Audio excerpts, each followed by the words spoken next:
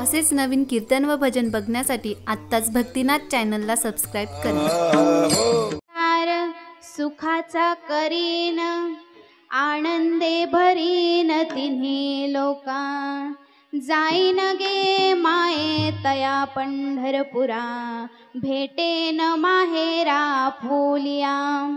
सर्व सुकृताचे फळ मिलाहीन, सर्व सुकृताचे फळ मिलाहीन, क्षेम मी देईन पांडुरंगा, जाईन गे माये तया पंढरपुरा, भेटेन माहेरा पुलिया.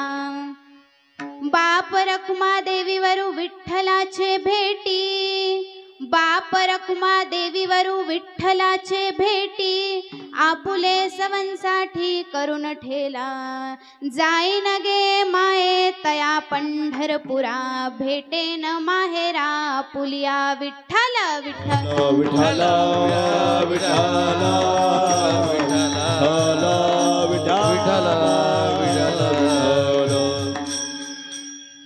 अवघाची संसार सुखाचा करीन, आनंदे भरीन तिन्ही लोका, जाईन गे माये तया पंढरपुरा, भेटेन माहेरा पुलिया.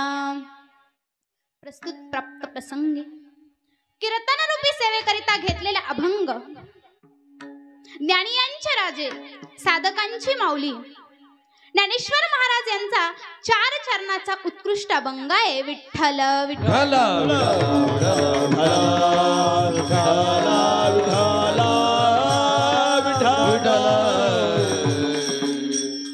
अवघाची संसार सुखाचा करीन, आनंदे भरीन तिन्ही लोका, जाईन गे माये तया पंढरपुरा, भेटेन माहेरा पुलिया. समचरण सरोजम सांज्रनीलाबुदाबम, जगननेत पाणी मंडनं मंडनानं, तरुण तुलसीमाला कंदनं कंजनेत्रं, सदैव दवलास्यं विठ्ठलं चिंतयामि. पांडुरंगा करू प्रथम नमः, प्रथम नमः, पांडुरंगा करू प्रथम नमन, पांडुरंगा करू प्रथम नमन, पांडुरंगा करू प्रथम नमन. पांडुरंगा करू प्रथम नमन, पांडुरंगा करू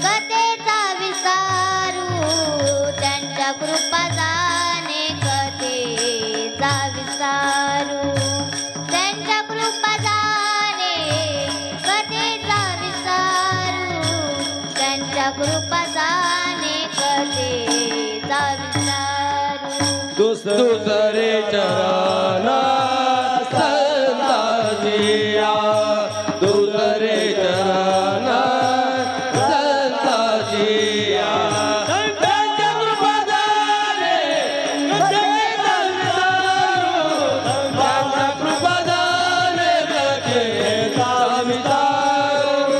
त्यांच्या कृपादाने त्यांच्या कृपादाने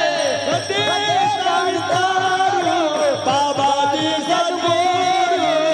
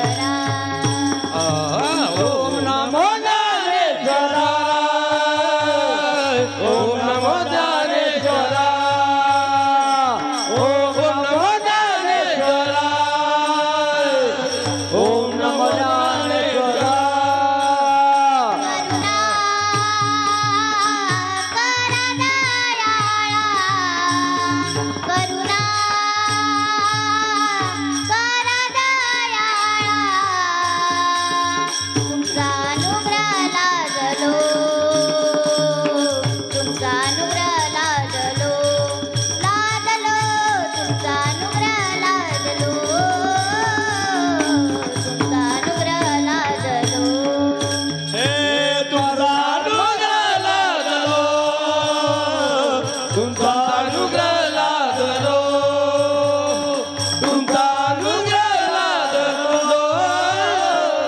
तुमचा अनुग्रह लादलो. पांडुरंगा करू प्रथम नमन, दुसरे चरण संतांचिया, त्यांच्या कृपादाने कथेचा विस्तारू, बाबाजी सद्गुरु दास तुका.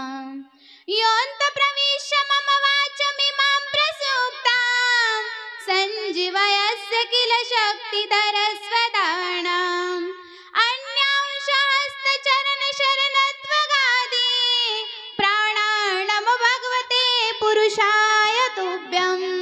सच्चिदानन्दरूपाय विश्वोत्पत्त्यादिहेतवे, तापत्रय विनाशाय श्रीकृष्णाय वयं नमः. शरण शरण हनुमंता, तुम्हालो रामदूता, काय भक्तीच्या त्या वाटा, मज दावाव्या सुबाटा. विठ्ठल विठ्ठल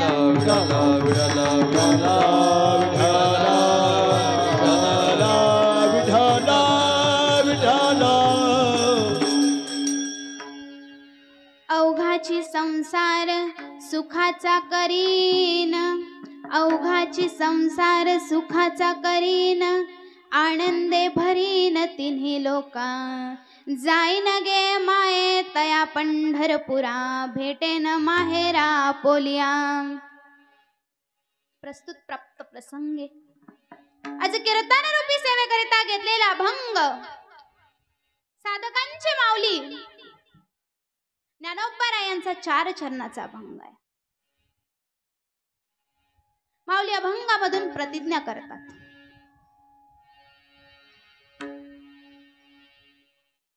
अभंगावर बोलण्यापूर्वी परिहार देणं उचित या न्यायानं.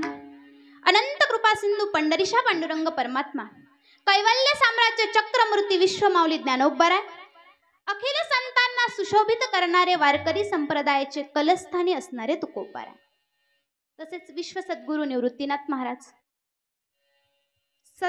सकल संतांच्या आशीर्वादाने तसेच प्रभू रामचंद्रांच्या पदस्पर्शाने पावन झालेली ही पुण्यभूमी म्हणजे श्री क्षेत्र माडसांगवी. येथे अनेक वर्षांपासून हा अखंड हरिनाम सप्ताह चालू आहे. मलाही माहित नाही माझा जन्म झालेला होता की नाही, तेव्हापासून हा अखंड हरिनाम सप्ताह चालू आहे. आणि या नामयज्ञाची आजची ही 3ऱ्या दिवसाची सेवा माझ्यासारख्या बालक पामराकडे आली, त्याची मी मला धन्यता देते. विठ्ठल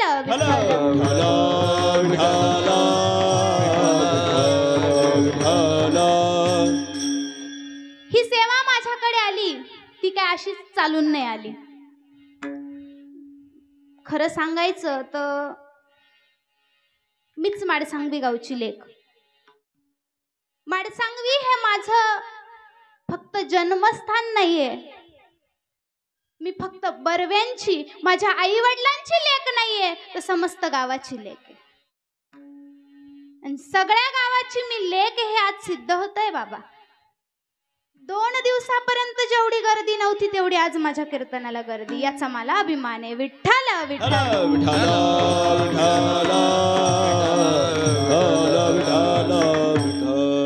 ही सेवा सगळ्या भजनी मंडळानं माझ्याकडे दिली, त्याबद्दल मी माडसांगवी गावच्या समस्त भजनी मंडळाचे आभार मानते आणि माझ्या गुरुवरांच्या चरणी मस्तक ठेवते आणि सेवेला सुरुवात करते. विठ्ठल विठ्ठल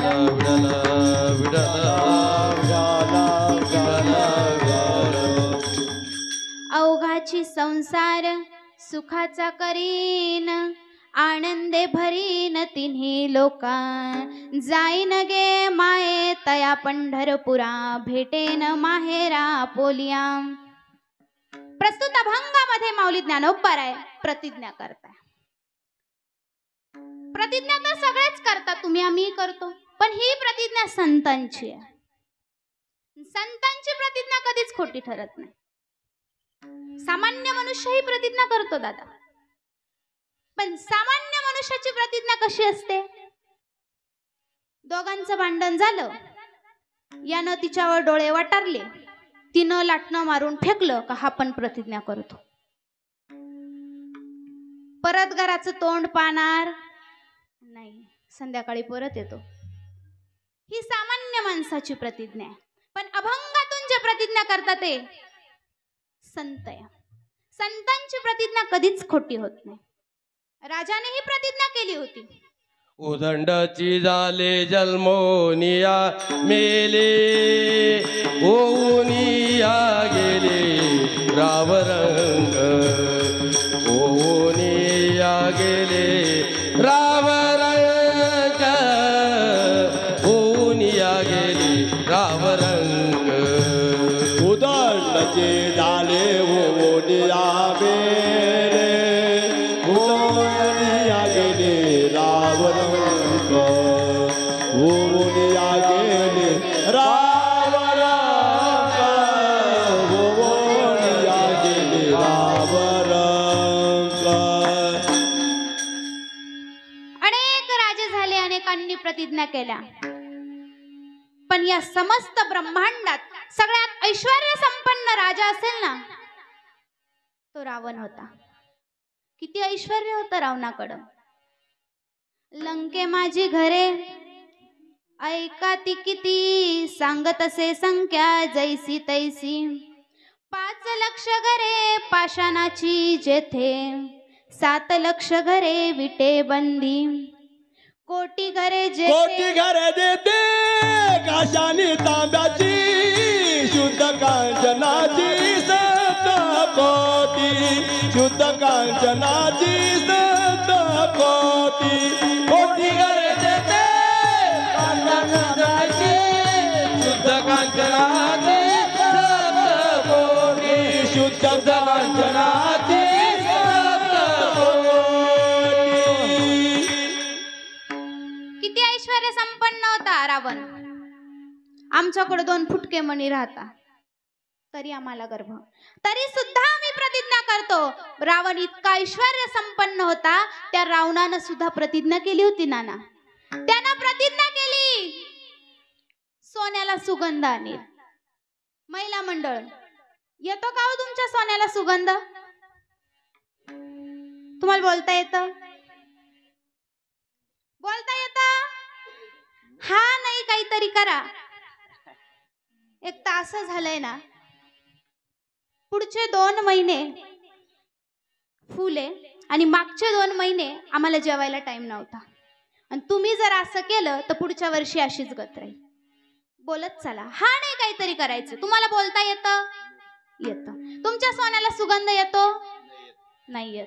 रावणानं प्रतिज्ञा केली, सोन्याला सुगंध आणील. नाही आला. रावणानं प्रतिज्ञा केली, खारा समुद्र गोड करील. झाला का? नाही झाला. रावणानं प्रतिज्ञा केली होती, आभाळाला पायऱ्या करील. नाही झाल्या. सांगायचं तात्पर्य, रावणा इतका श्रीमंत राजा कोणताच नव्हता, तो सुद्धा त्याची प्रतिज्ञा खरी करू शकला नाही. आपण तर सामान्य मनुष्य. पण अभंगामधून जे प्रतिज्ञा करतात ते संत आहे. आणि संतांची प्रतिज्ञा कधीच खोटी होत नाही दादा. नव्हे तर संतांपुढे देवाची सुद्धा प्रतिज्ञा खोटी होते. देवाला सुद्धा त्याची प्रतिज्ञा खोटी ठरवावी लागते. भगवंतांनाही प्रतिज्ञा केल्या होत्या. दुर्योधनाने प्रतिज्ञा केली, सुईच्या अग्रभावी मावेल इतकी सुद्धा जमीन पांडवांना देणार नाही. अनेकांनी समजावून पाहिलं, स्वतः भगवान परमात्म्यानं समजावलं, पण तरी सुद्धा ऐकलं नाही दुर्योधनानं. शेवट युद्ध ठरलं. युद्ध ठरल्यानंतर अर्जुन आणि दुर्योधन दोघे जणे भगवान परमात्म्याकडे गेले. भगवान परमात्मा निजले होते खाटेवर. अर्जुन गेला आणि भगवान परमात्म्याच्या पायाशी जाऊन बसला. इकडून दुर्योधन गेला, त्याला संपत्तीचा माज होता, तो डोक्याशी जाऊन बसला. डोक्याशी जाऊन बसल्यानंतर भगवंत उठले. उठल्यानंतर तुम्ही पायवर करून उठता का? सरळच उठाल ना. उठल्यानंतर आपल्याला पायाशी कोण आहे हे पहिलं दिसल. भगवंतानी पाहिलं, पायाशी अर्जुन येऊन बसलाय. देवानं विचारलं, अर्जुना काय काम काढलं? दुर्योधन म्हणे, देवा त्याच्या आधी मी आलोय. बरं तू आला असू दे म्हणे, मला माहितीये तू इथं कशासाठी आला, पण एक गोष्ट, तुमचं म्हणणं ऐकून घेण्याच्या आधी तुम्ही माझं ऐका. तुम्हाला मी युद्धामध्ये मदत करेल, पण एका बाजूला माझे सगळे सैन्य, सगळे यादव असतील आणि एका बाजूला मी एकटाच असेल. ज्या बाजूला मी एकटा असेल त्या बाजूने मी शस्त्र हातात घेणार नाही, मी लढाई करणार नाही. सांग दुर्योधना तुला काय पाहिजे? दुर्योधनानं सांगितलं, देवा. त्यानं विचार केला, तो हुशार होता फार. याला घ्यावं तर येतो म्हणतं मी हातात शस्त्र घेणार नाही, मी युद्धही करणार नाही, मग याचा काय उपयोग? आपण यादव आणि सैन्यच घेतलेलं बरं. त्यानं सांगितलं, देवा मला सैन्य पाहिजे. ठीक आहे अर्जुना, तुझं काय म्हणणं आहे? अर्जुनानं सांगितलं, देवा मला तुम्ही एकटे असले तरी पुरेसे. ठीक आहे. युद्ध ठरलं. ठरल्याप्रमाणे दुसऱ्या दिवशी युद्ध चालू झालं. युद्ध चालू झाल्यानंतर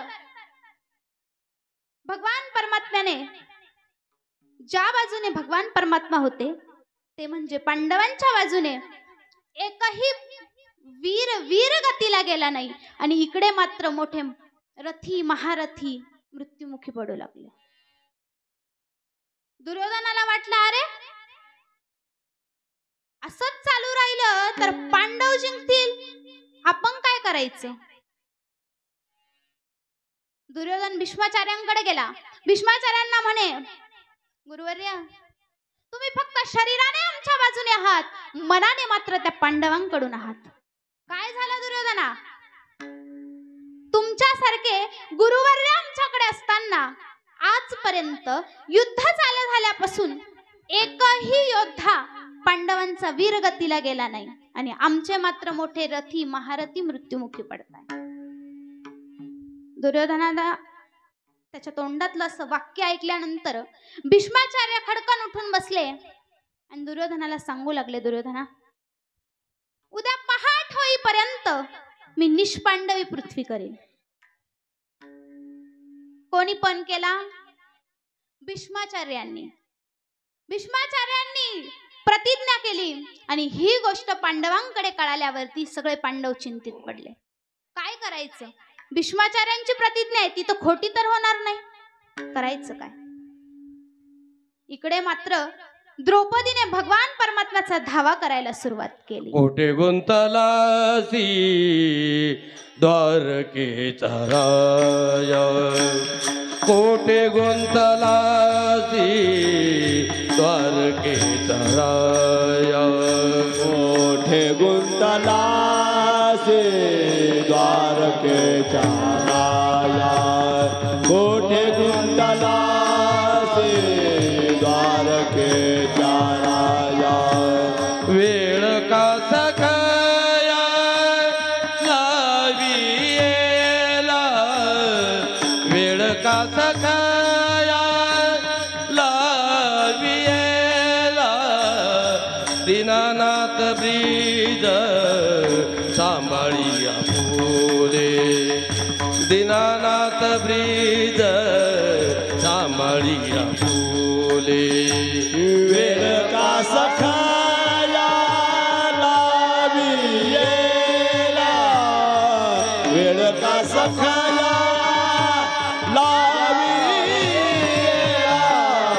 दीनानाथ ब्रीद सांभाळिया फुले, दीनानाथ ब्रीद सांभाळिया फुले. द्रौपदीने भगवान परमात्म्याचा धावा करायला सुरुवात केली आणि भगवान परमात्मा तिथून उठून आले. द्रौपदी का ग? कशासाठी धावा करतेय? असं काय अर्जंट काम काढलं एवढ्या लवकर बोलवलं? देवा भीष्माचार्यांनी प्रतिज्ञा केली आहे, उद्या निष्पांडवी पृथ्वी करल. माझे पती अडचणीत रे, त्यांना वाचव. देवानं सांगितलं, द्रौपदी तू काळजी करू नको, एक काम कर माझ्या बरोबर चल. भगवंतानं द्रौपदीला बरोबर घेतलं, भीष्माचार्यांच्या कुटीपर्यंत नेऊन पोहोचवलं. तिथे गेल्यानंतर द्रौपदीला सांगितलं, चप्पल काढ आणि जा भीष्माचार्यांचं दर्शन घे. आतमध्ये गेली द्रौपदी, भीष्माचार्यांचं दर्शन घेतलं. कौरवांच्या बायका पहाटेच यायच्या भीष्माचार्यांचं दर्शन घ्यायला. त्या आल्याच नाही. त्यांना येण्याच्या आधी द्रौपदी गेली आणि भीष्माचार्यांचं दर्शन घेतलं. दर्शन घेतल्यानंतर त्यांच्या मुखातून आशीर्वाद निघाला, अखंड सौभाग्यवती भव. द्रौपदीने विचारलं, भीष्माचार्य, हा आशीर्वाद या जन्मीचा का पुढच्या जन्मीचा? कोण आहेस तू? द्रौपदी आहे मी. द्रौपदी, तुला इथं कोणी आणलं? माझा नोकर आलाय. कुठे तुझा नोकर? दाखव. द्रौपदीने भीष्माचार्यांना घेतलं आणि बाहेर गेली. बाहेर भगवान परमात्मा डोक्यावर घोंगड घेऊन हातामध्ये द्रौपदीच्या चपला घेऊन बसले. सेवकाच्या शिरी घेऊनी चाले पादुका, सेवकाच्या शिरी घेऊनी चाले पादुका, सेवकाच्या श्री घेऊन चाले पादुका, सेवकाच्या श्री घेऊनी चाले पादुका. भगवान परमात्म्याच्या जवळ गेल्यावर भीष्माचार्यांना देवाच्या डोक्यावर असलेली ती घोंगडी काढली आणि भगवान परमात्म्याच्या पायाशी बसले. देवा, तुझ्यासारखा देव पांडवांचा राखव असल्यावरती माझ्यासारखे हजारो भीष्माचार्य झाले ना, तरी सुद्धा त्यांचं कोणीच वाकडं करू शकणार नाही. युद्ध चालू झालं. दुसऱ्या दिवशी भीष्माचार्य रथात बसले. भीष्माचार्यांनी बाण हातात घेतला आणि तो बाण अर्जुनावर सोडणार. तो बाण अर्जुनाला जाऊन लागणार. भगवान परमात्मा खाली उतरले, हातामध्ये सुदर्शन चक्र घेतला आणि ते सुदर्शन चक्र भीष्माचार्यांवर सोडणार. भीष्माचार्य खाली उतरले आणि भगवान परमात्म्याच्या पायाशी गेले. देवा, आज मात्र मला पटलं, देवाची सुद्धा प्रतिज्ञा खरी होत नाही. देवा, भीष्मपान केला खरा, धनुर्धरा रचिले, धनुर्धरा रचिले, धनुर्धरा रचिले.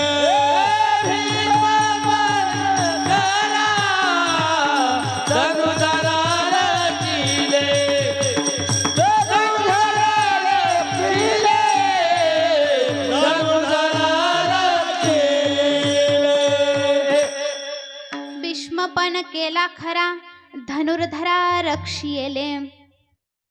भीष्माचार्याने सांगितलं, देवा, आता तुम्हाला खुशाल मार, कारण संतांसाठी देवाची सुद्धा प्रतिज्ञा खोटी होते. देवाची सुद्धा, आपण तर मनुष्य आहे, पण अभंगातून जे प्रतिज्ञा करतात ते संत आहे आणि संतांची प्रतिज्ञा ही नेहमी खरी असते. तेच ज्ञानेश्वर महाराज या अभंगामधून प्रतिज्ञापूर्वक सांगतात. अवघाची संसार सुखाचा करीन, अवघाची संसार सुखाचा करीन, अवघाची संसार सुखाचा करीन, अवघाची संसार सुखाचा करीन, अवघाची संसार सुखाचा करीन, अवघाची संसार सुखाचा करीन, अवघाची संसार सुखाचा करीन, अवघाची संसार सुखाचा करीन, आनंदे करीन तिन्ही लोक, आनंदे करीन तिन्ही लोक, जाईन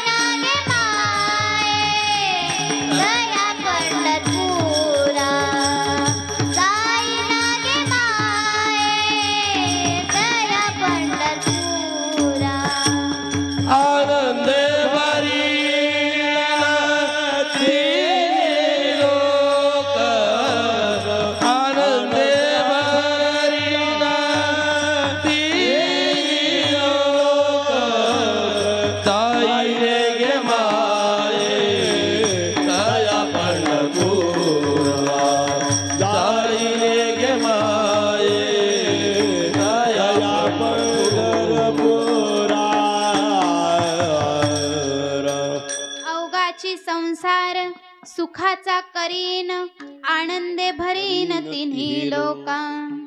माऊली म्हणतात मी अवघाची संसार सुखाचा करीन. पण माऊलीकडे आलेले काही साधक, या संसाराने पीडित झालेले काही साधक माऊलीला विचारू लागले, माऊली तुम्ही म्हणता हा संसार मी सुखाचा करीन, पण या संसारामध्ये आम्ही फार पीडित झालोय. हा संसार फार दुःखामुळे माऊली आहे. संसार दुःख मुळा चौकडे गळ.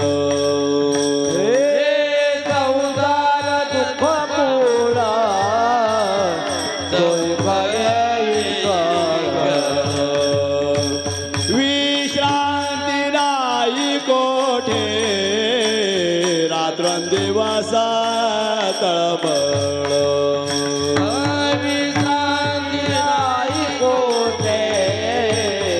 रात्रंदिवस तळमळ. काम क्रोध लोभ शूनी पाठी लागले ओढाळ.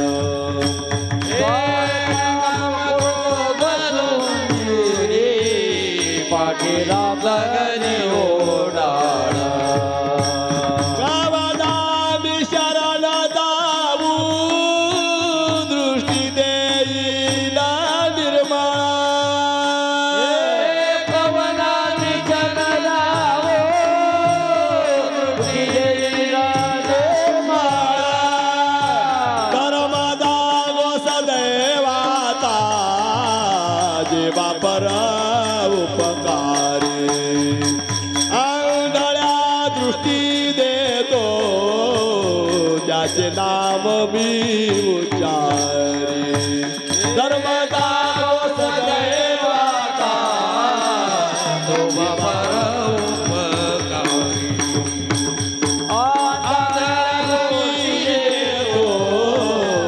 त्याचे नाम मी उच्चारी. हा संसार तर फार दुःखामुळे माऊली.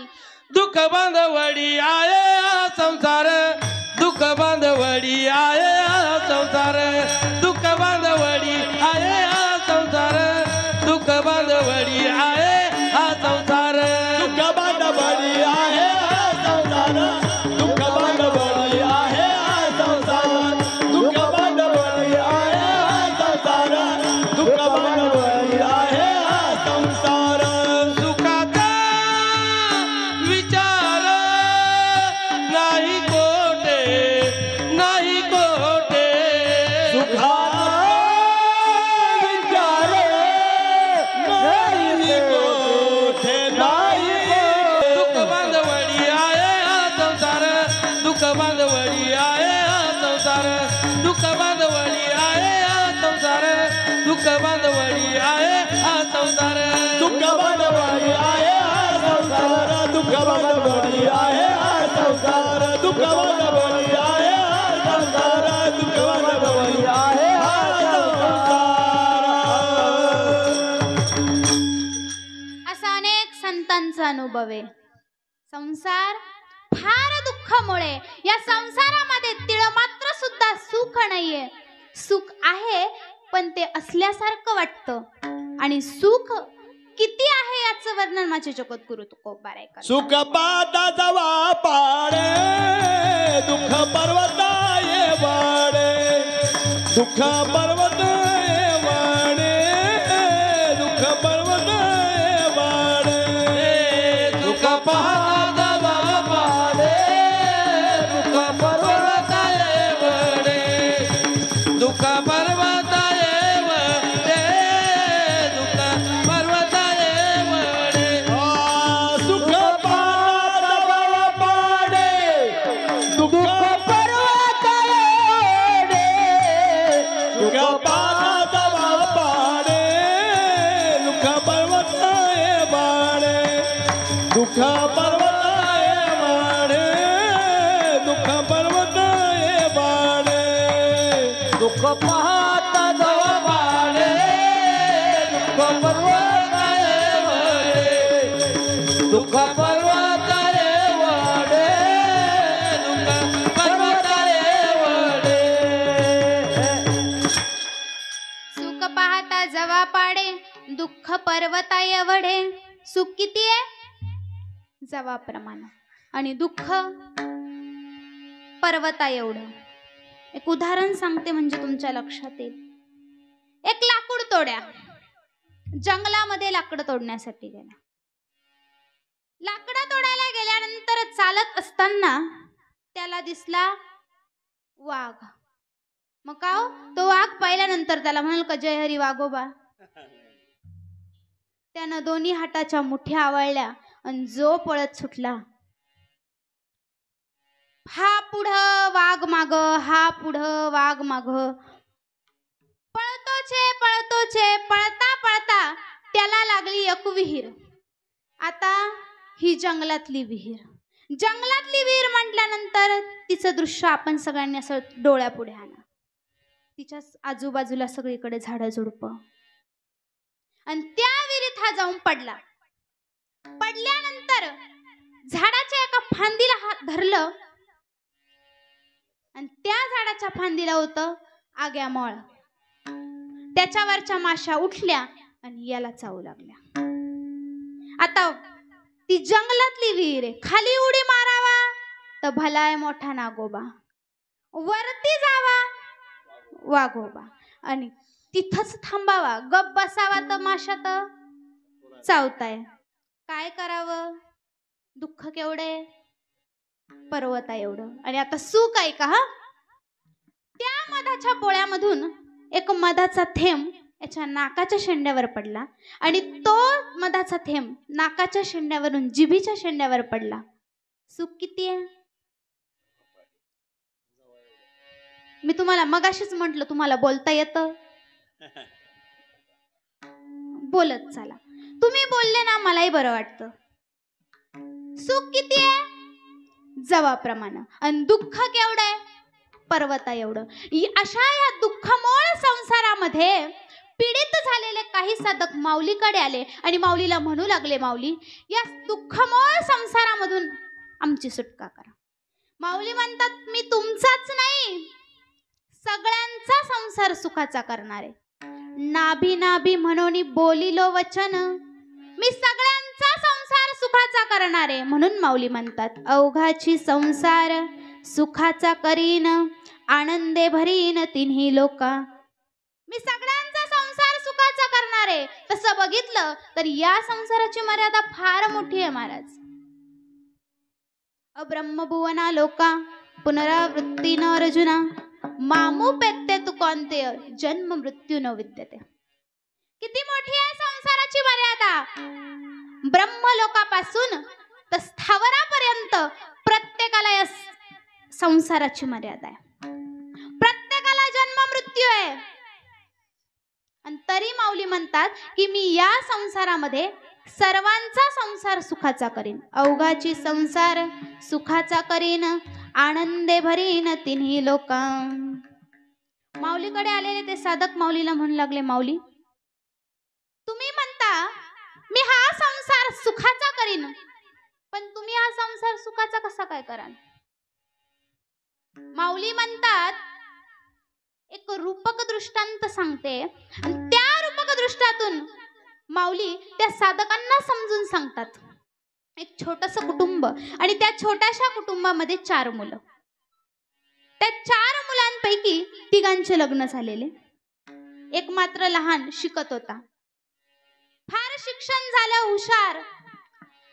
शिक्षण झाल्यामुळे यालाही शिकलेली हुशार श्रीमंत घरातली पोरगी मिळाली. ती श्रीमंत घरातली पोरगी लग्न करून याच्या घरी आली.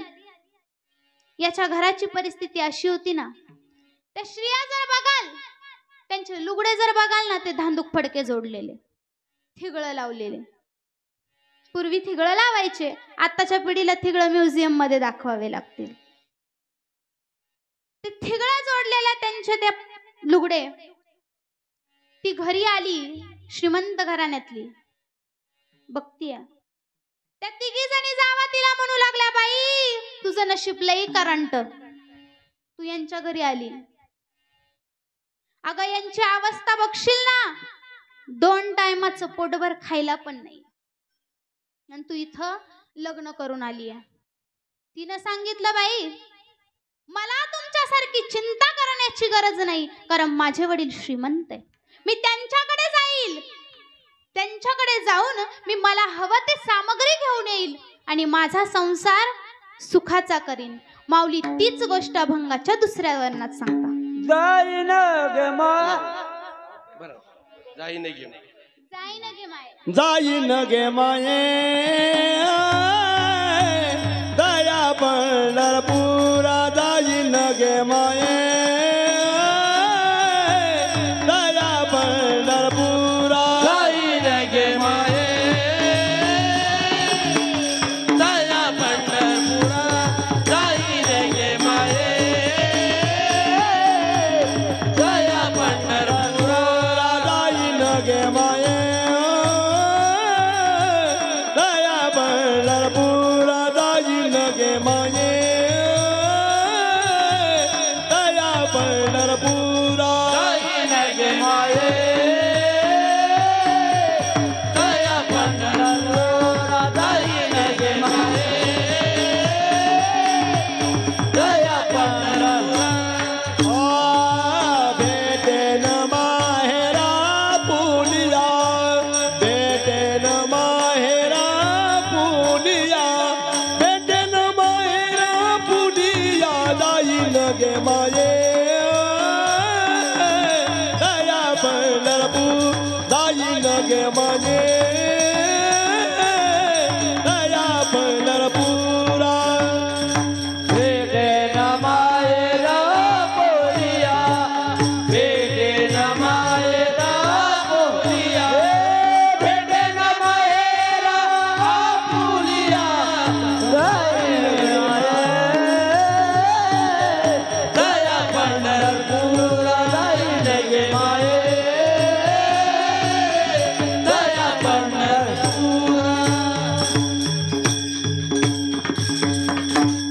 जाईन गे माये, तया पंढरपुरा, भेटेन माहेरा पुलिया. माऊली म्हणतात, मी पंढरपूरला जाईल आणि माझा संसार, अवघाचा संसार सुखाचा करीन. पण का हो माऊली, पंढरपूरला जाण्यात आणि अवघाची संसार सुखाचा करण्यात कार्यकारण संबंध काय? माऊली म्हणतात, पंढरपूर हे माझं माहेर आहे, म्हणून मी पंढरपूरला जाईल. जशी ती मुलगी आपल्या माहेरी जाते, आपल्या वडिलांकडून तिला हवी ती सामग्री घेऊन येते आणि स्वतःचा संसार सुखाचा करते, अगदी तसंच मीही माझ्या माहेरा जाईल आणि अवघाचा संसार सुखाचा करेल. पण का हो माऊली, तुमचे वडील दरिद्री असले तर? माऊलीकडे आलेले साधक माऊलीला विचारू लागले, माऊली तुमचे वडील दरिद्री असले तर? माऊली म्हणतात, माझे वडील दरिद्री नाहीये, ते सार्वभौम राजे. पंढरपूर पाटणी गा महाराज सौरभूम, पंढरपूर पाटणे गा महाराज सार्वभौम, पांडुरंग दीनबंधू दयाचे ते नाम, पांडुरंग दीनबंधू गजानने नाम, आंधळ्या जीवीचे तो जाणतो अधर्म, आंधळ्या जीवीचे तो जाणतो अगाध, विठोबा दान देगा तुझ्या सारी के नाम, विठोबा दान देगा तुझ्या सारी के नाम, विठोबा दान देगा तुझा सारी के नाम, विठोबा दान देगा तुझा सारी के नाम. माझे वडील हे सार्वभौम राजे आहे, ते गावचे पाटील आहे. माझे वडील हे दरिद्री नाहीये, ते गावचे पाटील आहे, श्रीमंत आहे. आणि त्यांच्याकडे मी जाईल आणि माझा संसार सुखाचा करेन. ऐसा तू समर्थ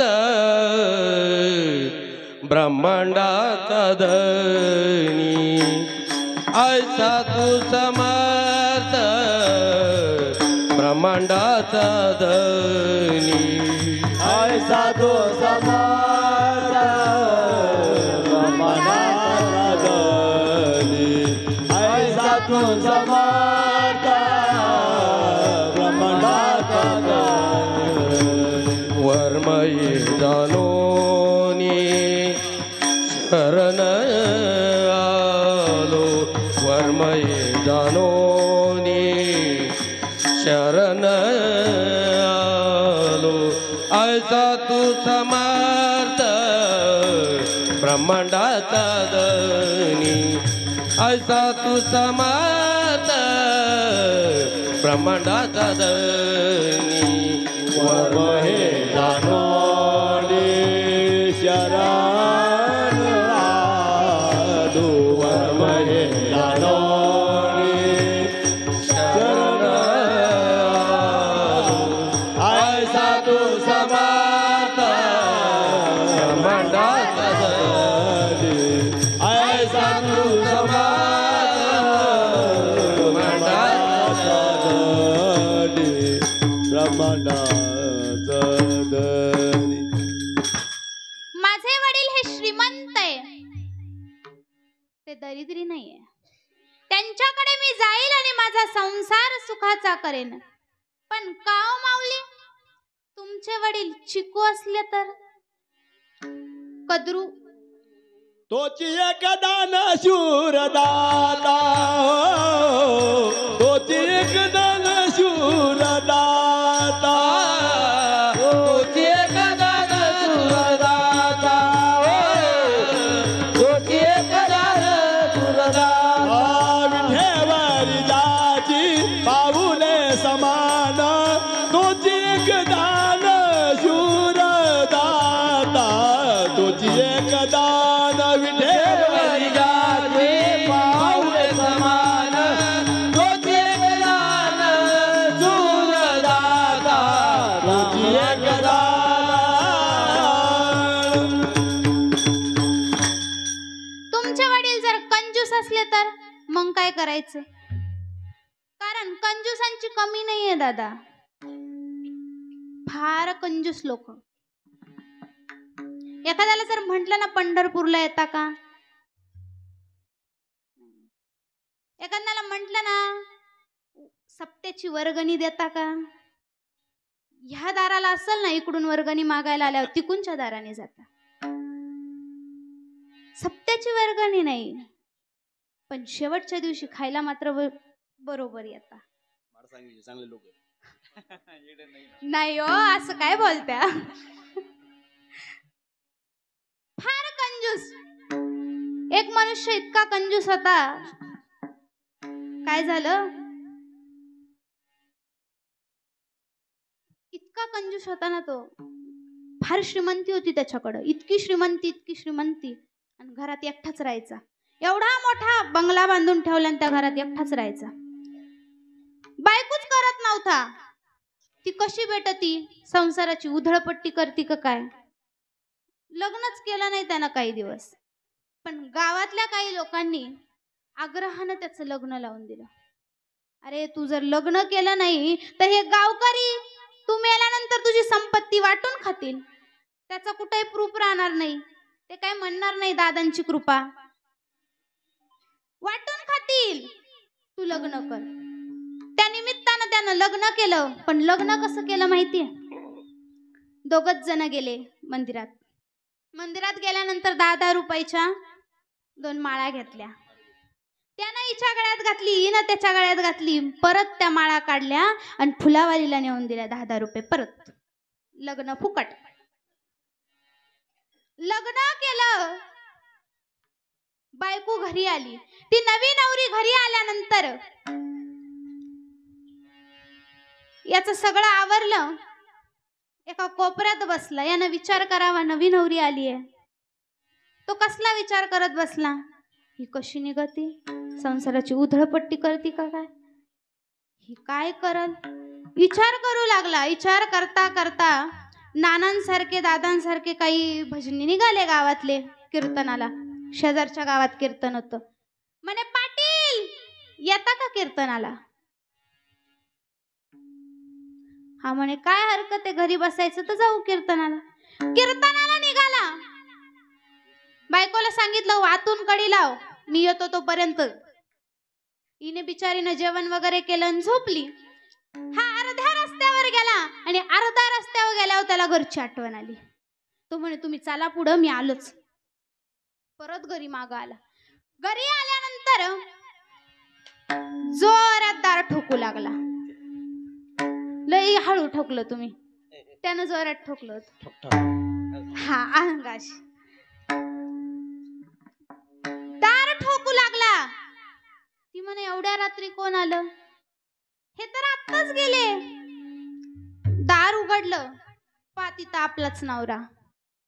काय हो तुम्ही तर कीर्तनाला गेले होते, परत कशाला आले? अगं अर्ध्या रस्त्यावर गेल्यानंतर मला आठवलं तुला एक सांगायचंय. काय? तू देवा पुढे जो गोड्या तेलाचा दिवा लावला होता तो विझवला का नाही? म्हणे आओ मी एवढी येडी वाटले का तुम्हाला? एका हाताने पेटावला आणि दुसऱ्या हाताने लगेच विझवला. वा, त्याला तेव्हा कुठंतरी धीर वाटला. बायको तर चांगली मिळाली. ती म्हणे काव तुम्ही एवढ्या लांबून परत आले, मला एक सांगा, तुम्ही पायात चप्पल घालून गेले होते, एवढ्या दूर चालत गेले आणि परत चालत आले, ती चप्पल झिजली नसेल का? तुला काय मी एवढा येडा वाटलो? ही काय बघलीतच घालून आणली. असे काही कंजूस, एवढे कंजूस तुकोबाराय म्हणतात. काही काही तर धनासाठी प्राण सुद्धा देतात. तुका म्हणे धन धनासाठी देती प्राण, धनासाठी देती प्राण, धनासाठी देती प्राण. हे तुका म्हणे धन धनासाठी देती प्राण, धनासाठी देती प्राण, धनासाठी देती प्राण. काही लोक असे असतात ना, धनासाठी प्राण सुद्धा देतात. हे मी नाही तुकोबाराय म्हणतात. काय झालं? पंढरपूरच्या वारीला निघालो. वारीला जायचंय. गावातला एक मनुष्य वारीला निघाला. माऊली आप्पा म्हणे आम्ही चाललोच, तू येतो का? ठीक आहे म्हणे चल. वारीला निघाला. वारीला गेल्यानंतर तिथं गेला, चंद्रभागेवर स्नान केलं आणि स्नान केल्यानंतर तिथं वासुदेव आला. त्याचं चाललंय वासुदेवाला दान पावलं, वासुदेवाला दान पावलं. यानं आंघोळ केली, बाहेर आला, वासुदेवाला पाहिलं. वासुदेवाला म्हणे अरे तुला दान दिलं असतं, पण तुला खरं सांगू का, आम्ही ना माडसांगवीवर नाही इथं आलोय आणि बॅगी ना आमच्या त्या ठेवल्या रूम वरती आणि आंघोळीसाठी चंद्रभागेवर आणलो, बरोबर काहीच आणलं नाही. तू एक काम करतो का, तू खोलीवर येतो का? चालेल म्हणे येतो. वासुदेव निघून गेला. अगर खोलीवर आला. खोलीवर आल्यानंतर फराळ करायला बसला. इकडं वासुदेवानं वासुदेवाला दान पावलं.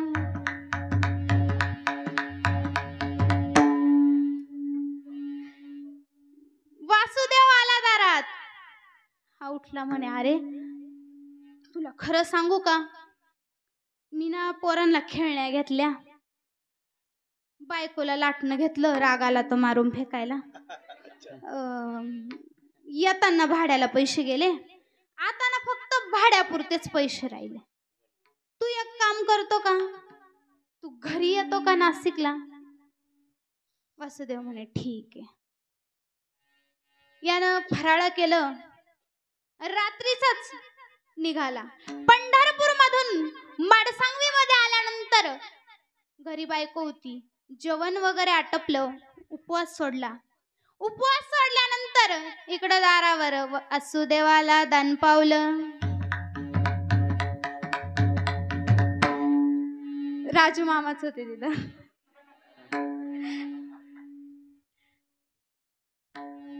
वासुदेवाला दान पावलं. हे म्हणे अरे, बायकोला म्हणे अगं याला मी चंद्रभागेपासून टाळत आलोय, हाही दया आला, आता याला दानच द्यायचं नाही. काही हो, आता मात्र याला दान द्यायचं नाही. ती म्हणे अहो पण तो दारावर आलाय, 1 रुपयानं काय होणार आहे, टाका की देऊन. नाही नाही, याला दानच द्यायचं नाही. अहो द्या की, तू शांत बस, तुला काही कळत नाही. ठीक आहे, मी ना मरायचं नाटक करतो आणि तू रडायचं नाटक कर. एक काम करते, तू खाली बस, मी तुझ्या मांडीवर झोपतो, तू रडायचं नाटक कर. माझ्या तोंडावर असं पातळ उपरणं टाक, मला तो वासुदेव दिसला पाहिजे. ठीक आहे म्हणे. सुरुवात झाली. हिचं जोरजोरात रडणं चालू. आता चाले होते ग बाई पंढरपूर वरून, आताच पराळ केलं ग बाई. मला म्हणे वासुदेव येणार होता ग बाई, त्याला 1 रुपया द्यायचा होता ग बाई. आता काय करू ग बाई, सगळे शेजारी गोळा झाले ग बाई. सगळ्या नातेवाईकांना निमंत्रण गेलं, सगळ्यांना फोन फिरले, गावकरी सगळे गोळा झाले. भजनी मंडळ आलं, भजनही चालू केलं. आम्ही जातो तुम्ही कृपा सुद्यावी, आम्ही जातो तुम्ही कृपा सुद्यावी. सुरद्या आम्ही जातो तुम्ही कृपा सुद्यावी, आम्ही जातो तुम्ही कृपा सुद्यावी. सकळा सांगावी विनंती माझी, सकळा सांगावी विनंती माझी. वाढ वेळ झाला उभा पांडुरंग, वाढ वेळ झाला उभा पांडुरंग.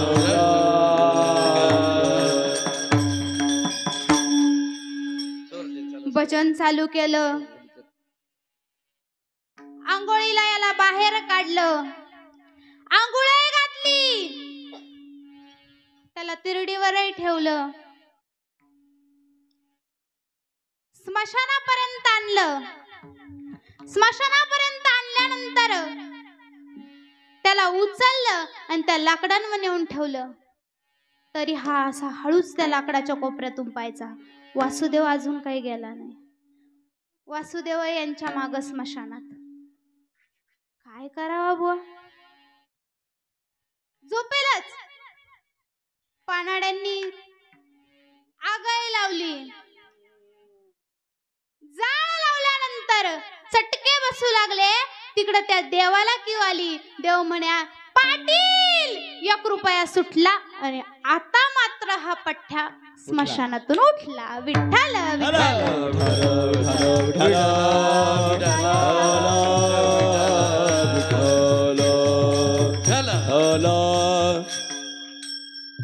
असे काही चिंगूस धनासाठी प्राण सुद्धा देतात.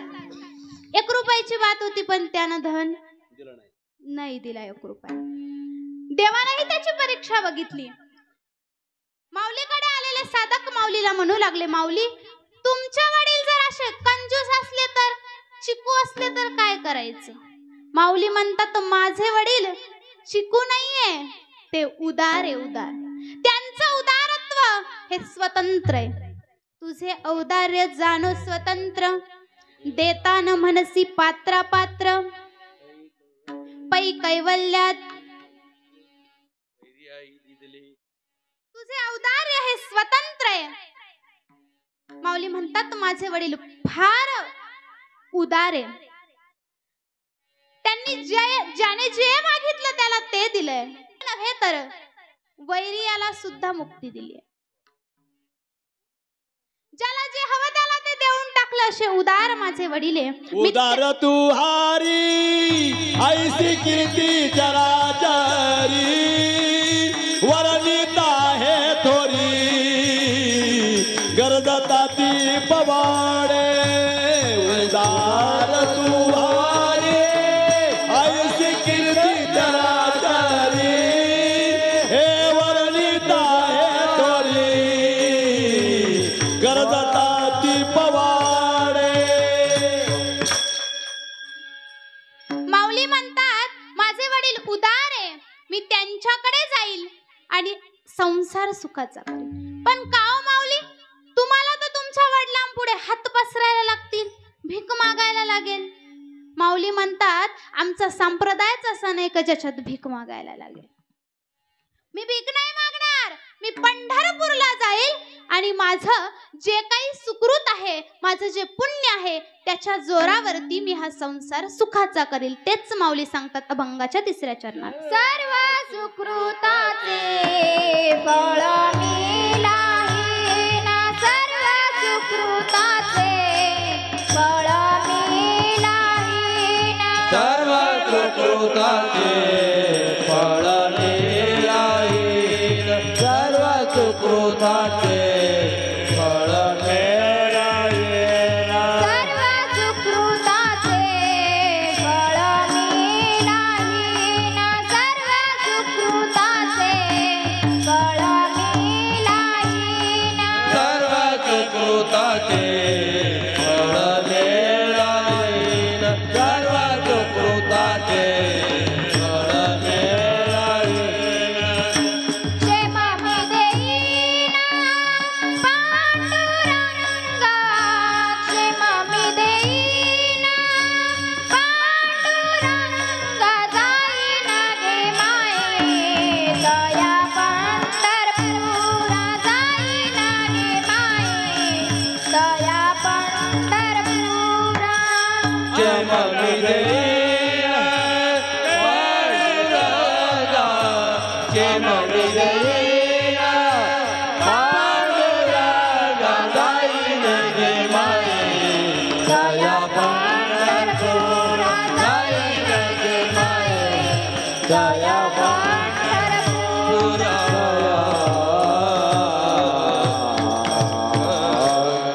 सर्व सुकृताचे फळ मी लाहीन, क्षेम मी देईन पांडुरंगा. माऊली म्हणतात मी काय करेल, माझं आतापर्यंतचं जे काही पुण्य आहे, जे सुकृत आहे ते मी देवापाशी ठेवेल आणि माझा हक्क मागेल. सर्व सुकृताचे फळ मी लाहीन, क्षेम मी देईन पांडुरंगा. वारकरी संप्रदायाच्या नियमाप्रमाणे सगळ्यांनी हात वर करायचे. ज्याला हात आहे त्याने वर करायचे, ज्याला नसतील त्यांना खाली केले तरी चालते. विठोबा रखुमाई उठा हार करा, उठा हार. रखुमाई रखुमाई